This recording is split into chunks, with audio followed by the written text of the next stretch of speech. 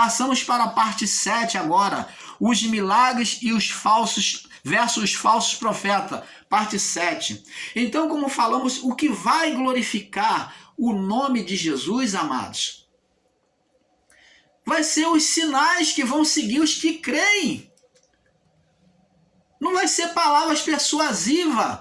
Paulo falou, não vos venho pregar palavra persuasiva, palavras eloquentes, mas espírito, palavra, que é espírito e poder.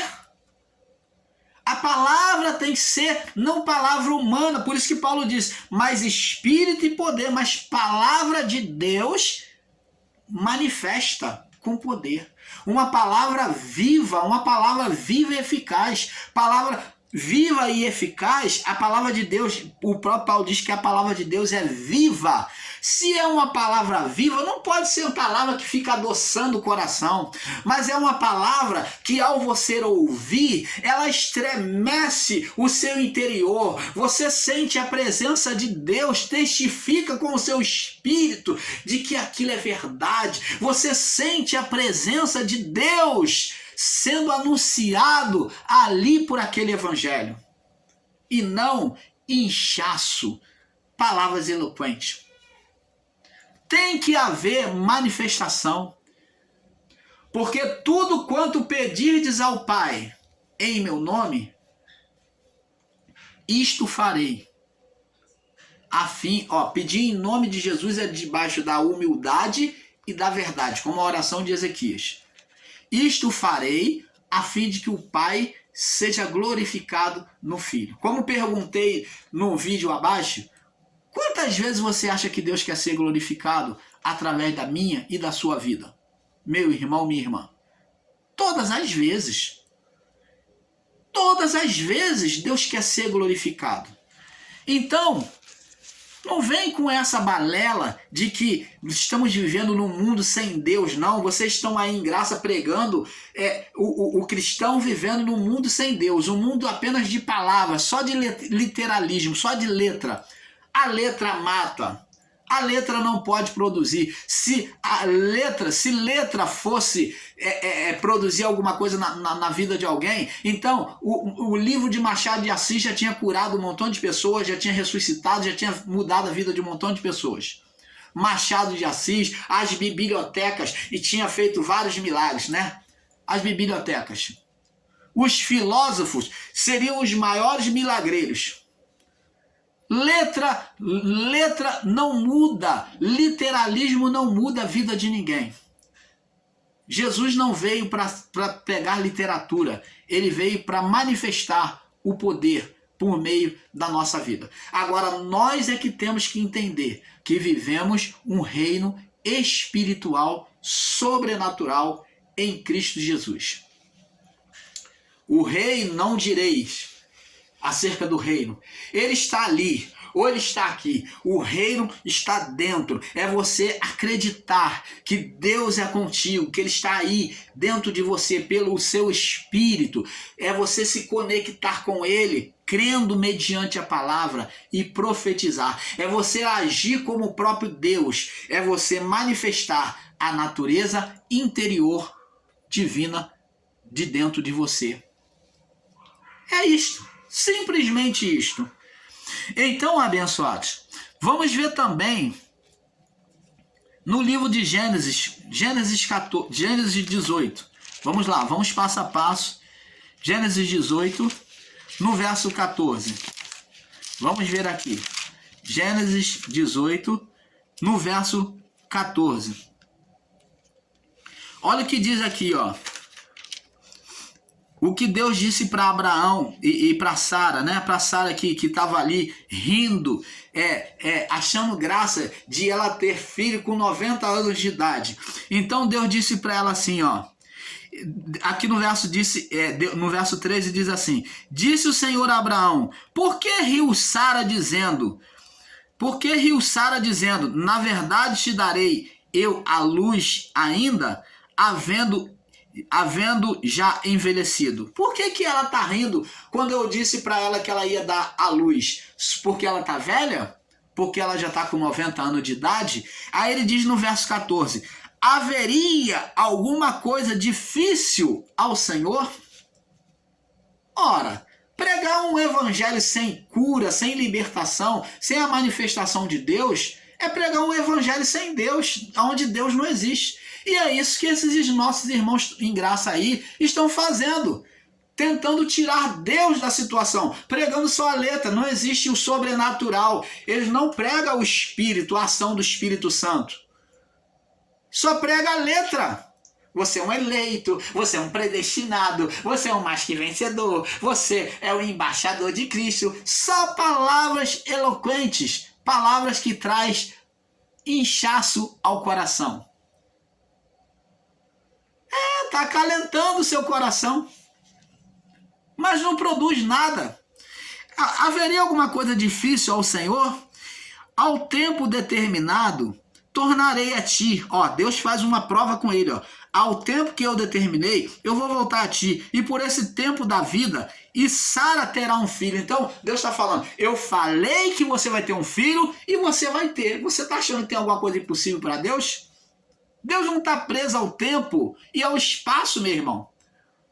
Mas a pessoa já está velha. Se o médico já deu a sentença de morte, já está entubado, já está em coma, não tem mais jeito, né, irmão Paulo? Haveria alguma coisa impossível para Deus ou incrédulo, incrédula? Você que está aí pregando ceticismo, a incredulidade no coração das pessoas, tenha vergonha na cara. Você está usando uma ferramenta que é a Bíblia, a palavra de Deus, indo contra o próprio Criador, dizendo que ele não pode curar. Tenha vergonha na cara. Tira a Bíblia diante de você. Tenha vergonha de pregar a palavra de Deus. Você que está tirando os valores, tentando roubar os poderes espirituais da vida das pessoas, que é a cura, que é a libertação, que é o falar em línguas, que é a profecia. Se você não aceita, nem coloque a mão na Bíblia. Você que está sendo incrédulo, está roubando isso das pessoas. Você está tirando, você está descartando Deus, só está pregando letra. Se o sobrenatural não existe, então o que você está fazendo aí ensinando em graça? O seu incrédulo, sua incrédula. Tenha vergonha na cara, larga a Bíblia então. Se você não crer, vai para o lado do ateísmo. Agora, existem pessoas aí que dizem que é ateísta, estão aí ensinando em graça, e agora são ateístas, e que está pegando a Bíblia. Então, por que não pega um livro de um filósofo e vai falar? Por que não pega um livro de matemática, de história e vai contar história? Amado, então por que está usando a Bíblia? Porque está fazendo comércio desses incautos, que essas pessoas que são ignorantes, que se submetem a estar debaixo do canal dessas pessoas. E, infelizmente, o canal desses ateístas e esses repolho da graça, estão aí cheios de pessoas aí, assinantes. Mas está roubando deles a espiritualidade. O reino de Deus manifesto.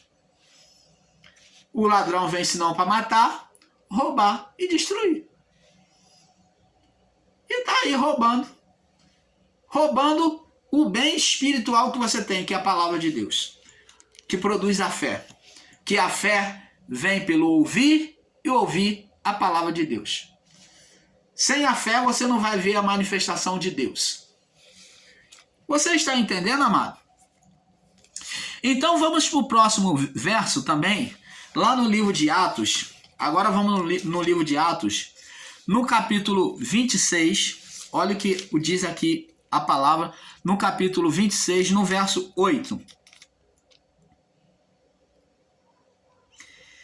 Pois que, é uma pergunta, pois que julga-se coisa incrível entre vós e Deus entre vós que Deus ressuscite os mortos?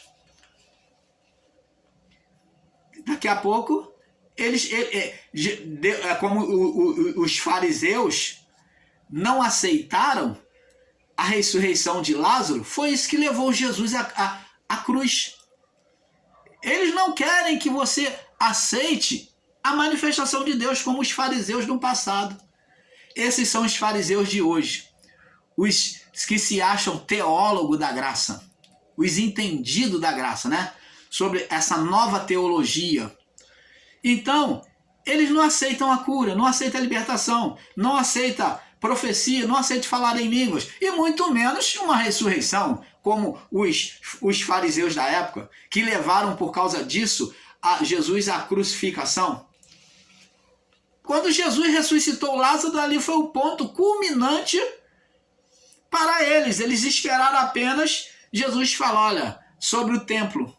Quando Jesus falou sobre o templo, Jesus explicou ali comparando o templo, que ele iria morrer e ressuscitar, eles então pegaram, formaram uma mentira em cima disso e ele falou mal do templo.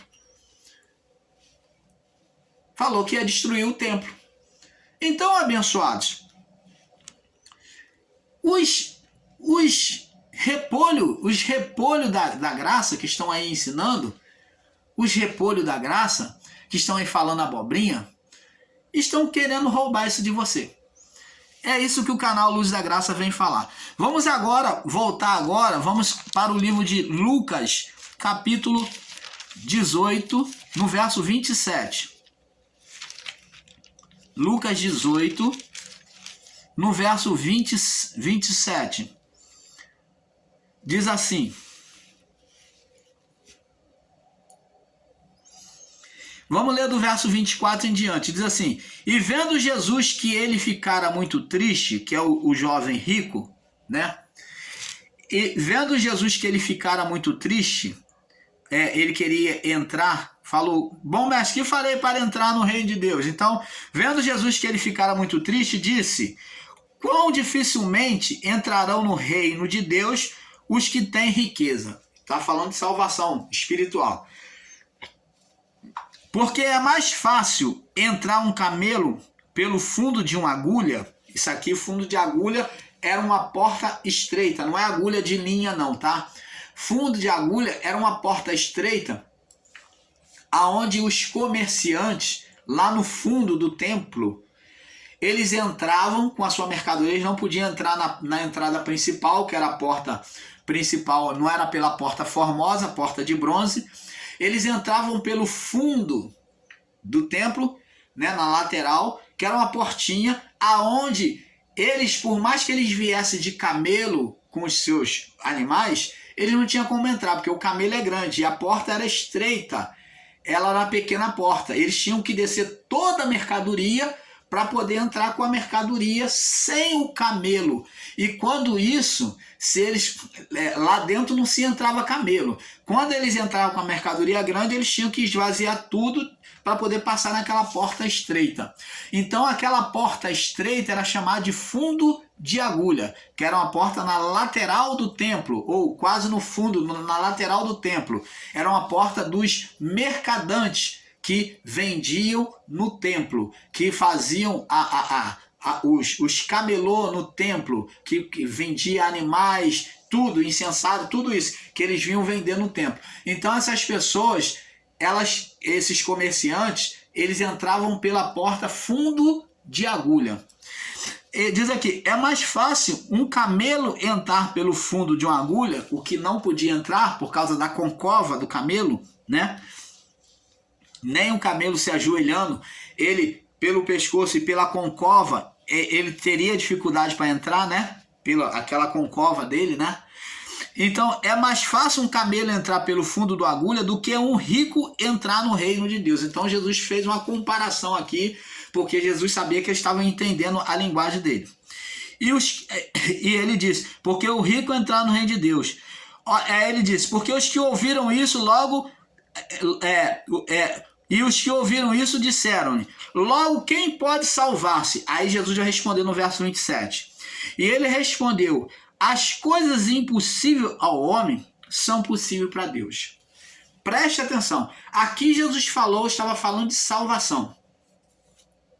E ele estava falando, usou a porta do fundo de agulha, né? Para mostrar que a salvação, ela seria possível aos homens Como que ela foi possível aos homens? Ele diz aqui, as coisas impossíveis ao homem são possíveis a Deus. Porque Paulo vem dizer, porque todos pecaram e destituídos foram da glória de Deus. Ninguém foi apto para a salvação, senão por meio de Cristo. Então foi possível a Deus como? Por meio do Filho. Ele salvou a todos nós. Então essa salvação foi possível por meio do Filho. Então aqui ele estava se referindo à salvação, que não existe nada impossível para Deus. Se nem a salvação foi impossível, quanto mais as coisas desta vida. Você está entendendo, amado? É isso que temos que entender. Mateus capítulo 17. Mateus capítulo 17. Mateus capítulo 17. No verso 20.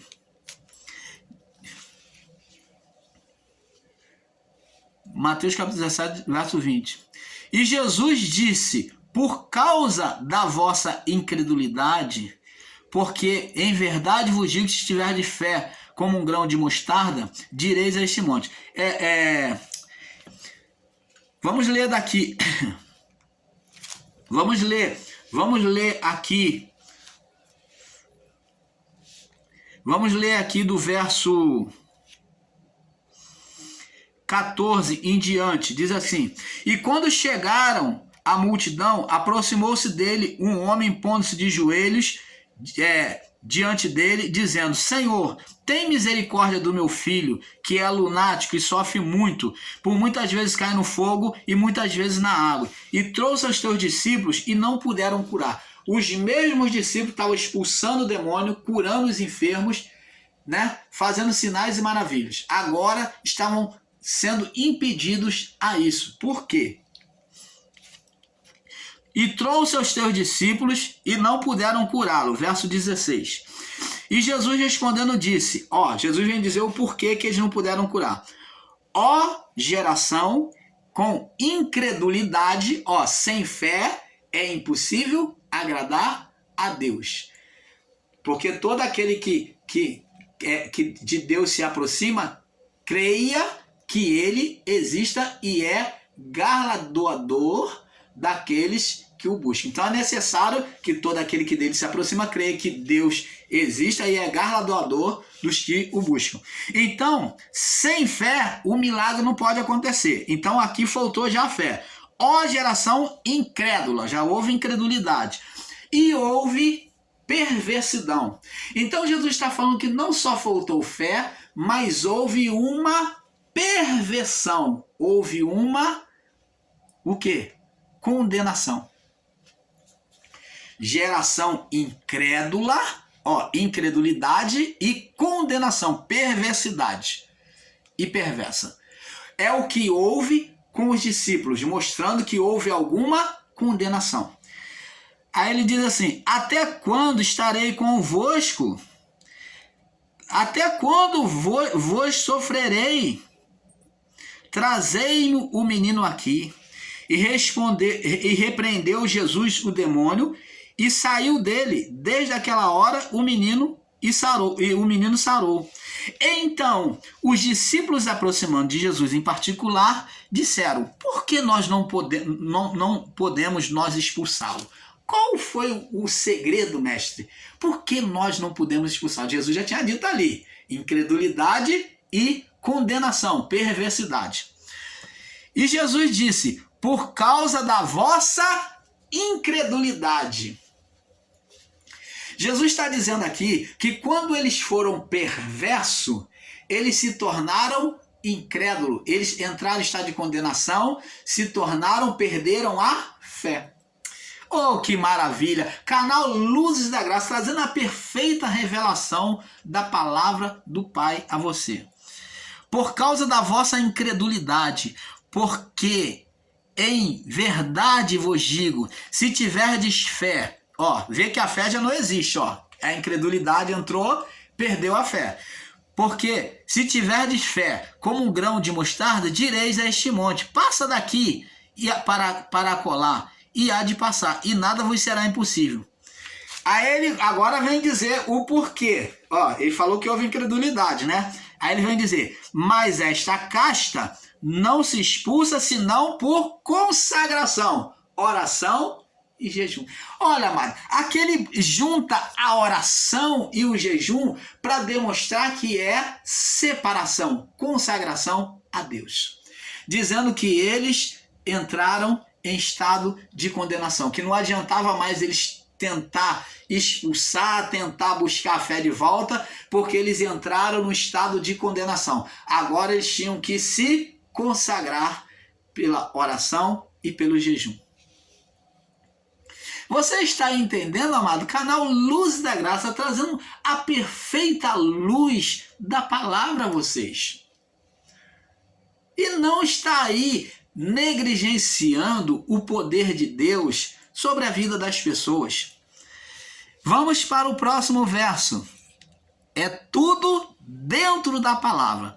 Vamos para o próximo verso, que está lá no livro de Jeremias.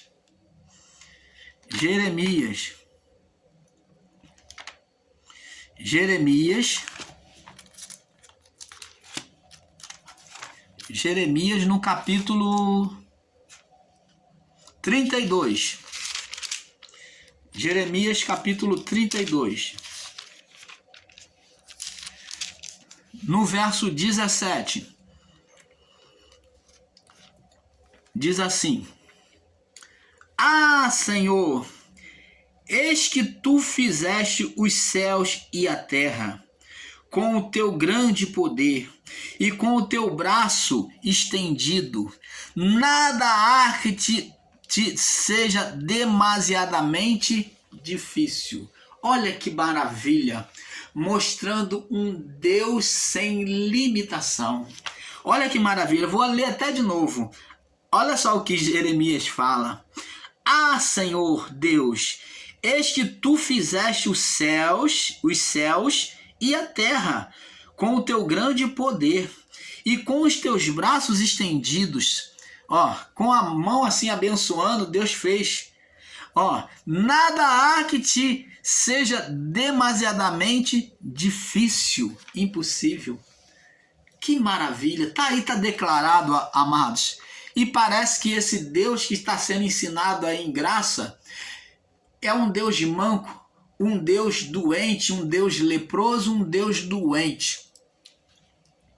Um Deus que ficou velho, que não cura, que não fala mais com os seus filhos, não fala mais aos corações, não pode usar mais um irmão para com o outro irmão. Esse Deus agora ficou egoísta, porque ele fala, não, agora eu só falo só dentro do irmão Paulo e cada um que se vire. E o outro que é incauto?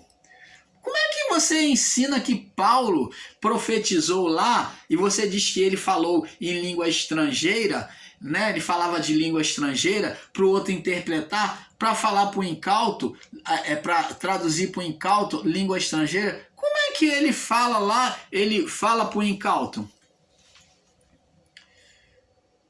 E como é que Deus não pode usar uma pessoa espiritual para uma pessoa carnal? Opa! Como é que a pessoa espiritual, ela vai ser espiritual se ela é carnal? Como é que uma pessoa carnal vai ser espiritual se ela é carnal? De repente vai entrar nela um blum. Agora eu vou ser certinho. Eu agora vou falar em línguas, eu vou andar certinho, eu quero é Deus. Eu quero é Deus, tudo é Deus. De repente, assim, baixou nela um espírito e ela vai ser espiritual. O que aconteceu com Paulo vai acontecer com ela. De repente ela vai cair do cavalo e vai acontecer de forma literal com todo mundo. É isso que vocês estão ensinando em graça? Uma pessoa espiritual não pode ser usada para uma pessoa incauta? Como é que a pessoa incauta, uma pessoa carnal, uma pessoa incrédula, ela vai ser espiritual se não por aquele que é espiritual? Como é que ela vai saber das coisas espirituais se não pela pessoa espiritual? Como é que você está ensinando aí em graça Está dizendo ser mente iluminada, está dizendo ser um eleito, pregando sobre eleição para pessoa. Como é que você está ensinando para pessoas sobre o evangelho da graça se você não está sendo usado? Ora, não entendo. Então a pessoa não precisa de você. Por que ela está te ouvindo? Por que você manda ela vir te assistir? Oh, abençoado! Você está vendo a hipocrisia, a enrolação, as mentiras que se há em graça? Mas a pessoa ser usada, um irmão ser usado por outro irmão para falar de Deus, falar profecia por outro irmão, ser usado por Deus, não, isso não acontece mais não, irmão. Deus não usa ninguém, porque o Espírito Santo já está dentro de todo mundo e Deus fala com todo mundo. O irmão Paulo também já ensinou nessa ignorância, mas isso não é verdade. Quando um homem é carnal, Deus usa um homem espiritual para o homem carnal. Quando um homem é espiritual, o outro é incauto, não tem entendimento da palavra, Deus usa o que tem entendimento para falar com o que não tem entendimento. Deus profetiza sim por meio do irmão e da irmã. Nós, o canal Luzes da Graça, nós cremos nas profecias. Nós cremos que Deus usa, que Deus cura, que Deus fala através dos nossos irmãos. Mas não com essa ridicularidade que existe aí fora. Com seriedade. Não com mentira, com brincadeira, com molequice que existe aí fora.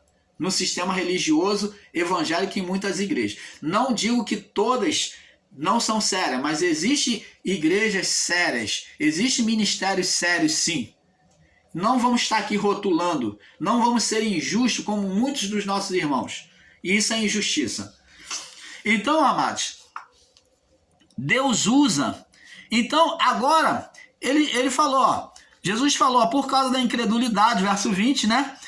É verdade, se tiver fé como um grão de mostarda, fé pequena, direis a este monte, passa daqui para colar. Significa dizer que a fé, ela ia ser pequena, mas que sobre essa fé pequena, quando a pessoa se deixa, ela crê em Deus, Deus vai estar sempre buscando se manifestar para ela e essa fé vai crescer.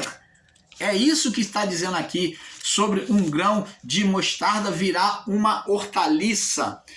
De mover as coisas do lugar. Dizer que Deus vai mover monte, não é montanha. Aqui é botada a montanha para mostrar que Deus vai mover, vai se manifestar diante daquele pedido, diante daquele problema.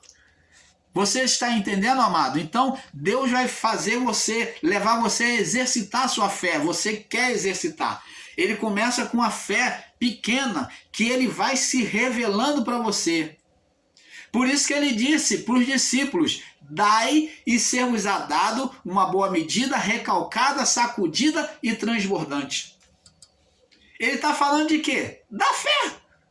Da fé, da boa vontade de servir o evangelho. Quanto mais eles dessem de si, quanto mais eles oferecessem de si, pregando a palavra do evangelho, pregando a fé, mais a fé seria aumentada dentro deles. Você está entendendo, amado? Vamos agora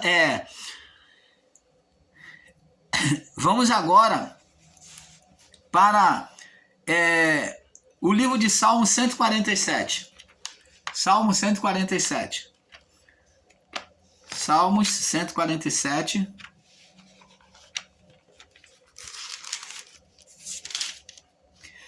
No verso 45, somente o verso 45 que eu vou ler. Diz assim, ó, grande, ó o tamanho do nosso Deus, grande é o nosso Senhor, ou o nosso Deus, e grande o seu poder, e o seu entendimento, ó, o seu entendimento, entender a Deus, é infinito. Quanto mais você buscar conhecer a Deus, mais Deus tem a se revelar a você. E existe sabidões aí que acham que já conhece tudo de Deus. Acha que já conhece tudo de Deus, já se acha o frozô, o dono da cocada, né? Mas não conhece nenhuma ponta de Deus, né? Tá igual Jó, que só tá na letra. Tá igual Nicodemos, os Nicodemos da graça. Não conhece nada da parte espiritual. São tudo presos à letra. Vamos ao Salmo 139, agora, 139. Recua um pouquinho aí, 139, no verso 5, 6, 7 e 8. 139, diz assim: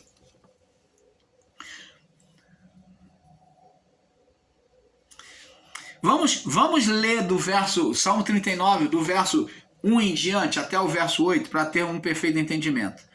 Diz assim: Senhor, tu me sondaste e me conhece. Tu sabes o meu assentar e o meu levantar. E de longe estendes o meu pensamento. Conhece o meu pensamento. Então mostra onisciência de Deus. Cercas o meu andar e o meu deitar. Conhece todos os meus caminhos. Onisciência de Deus. Não havendo ainda palavra na minha língua, eis que logo, ó Senhor, tu conheces. Tu me cercastes por detrás e por diante, e puseste sobre mim a tua mão. Essa é a proteção que está sobre a vida do homem que crê sobre a palavra de Deus, que crê no mundo espiritual, no reino de Deus. Os que estão só na letra, no literal, não tem isso aqui não. Pode até ler a Bíblia, conhecer, mas esse milagre não se manifesta. Essa manifestação de sinal aqui, descrita aqui, não se manifesta. As letras, as manifestações dos escritos só se dá na vida daquele que crê. Esses sinais seguirão aos que creem, não aos que não creem. Tu me cerca por detrás e por diante, e puseste sobre mim a tua mão. Tal conhecimento, olha o que ele disse aqui, o salmista. Tal conhecimento é para mim maravilhoso. Tem gente que nem consegue ainda em graça conceber ainda, não aceita isso. Tão alto que não posso atingir, que não posso alcançar. Não posso conceber. Tem gente que não consegue entender isso que o irmão Paulo está ensinando aqui. Para onde me irei do teu espírito? Para onde me irei do teu espírito? Para onde fugirei da tua presença? Ou para onde fugirei da tua face? Ele pergunta: para onde me irei do teu espírito? Se me esconderei do teu espírito? Para onde me esconderei da tua presença? Para onde me esconderei da tua face? Para onde, ele diz aqui, o verso 8, se subir ao céu, se eu subir ao mais alto céu, lá tu estás. Se fizer no inferno a minha cama, eis que tu ali também estás. Opa! Deus se manifesta dentro dos centros de macumba, se ele quiser, se manifesta. Ele usa irmãos lá, usa crentes lá para poder curar, para poder mostrar o poder dele. Usa. O irmão Paulo já teve uma exceção de centro de macumba em que os demônios se sentiram incomodados com a